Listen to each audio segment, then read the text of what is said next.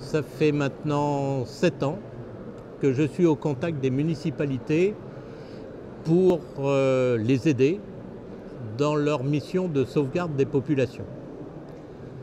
Alors 2004, la loi crée une obligation aux municipalités et donc aux élus d'accompagner leur population au-delà du secours. C'est quelque chose qui demande de la préparation, c'est quelque chose qui refuse l'improvisation. Et donc, il faut se préparer via ce qu'on appelle le plan communal de sauvegarde et informer la population via le document d'information communale sur les risques majeurs, le DICRI. Et au contact de ces maires, je me suis aperçu que certains d'entre eux, une grande majorité d'entre eux, n'étaient pas obligatoirement formés, entraînés, exercés à tenir une fonction opérationnelle. Et je me suis dit, mais les pompiers, les militaires, les policiers, ils ont été formés, entraînés et exercés. Et donc devant l'absurde, devant l'indésirable, ils ne connaissent peut-être pas la situation, ils sont peut-être en crise, mais ils ont une formation qui leur permet de réagir et d'opérer. Alors, est-ce qu'on pouvait même faire de chaque élu de France un opérationnel? Ça me paraissait difficile.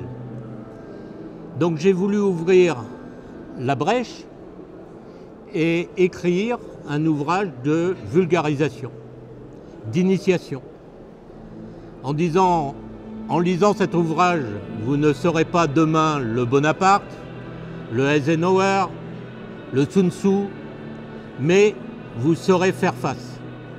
Vous saurez préparer votre commune à aborder l'insolite. Et vous allez vous préparer en écrivant des plans, des fiches réflexes, des fiches actions. Vous allez préparer votre commune en établissant un plan communal de sauvegarde, en programmant un poste d'accueil, en vous servant éventuellement de votre CSU. Il y a énormément de choses possibles.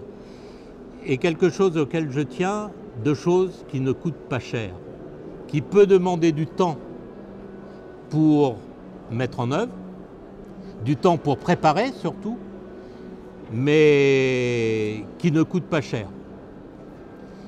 Ça, c'est mon leitmotiv. Et donc, dans le livre que j'ai écrit chez Territorial Éditions, je cite 237 bonnes pratiques qui sont mises en œuvre aujourd'hui par des municipalités, qui ont été conçues par des municipalités pour répondre à leurs besoins. Alors bien sûr, la ville un tel ou la ville d'ailleurs n'aura pas besoin de toutes ces bonnes pratiques, mais il y a là un recueil dans lequel ils pourront puiser. En fait, ce que je souhaite, c'est démystifier la gestion opérationnelle. À partir du moment où on en a le goût, à partir du moment où on a envie de s'investir dans la sauvegarde des populations, eh bien, ce manuel vous offre, comme l'a dit avec, j'en suis très honoré, le président Barouin, le président de l'Association des maires de France, je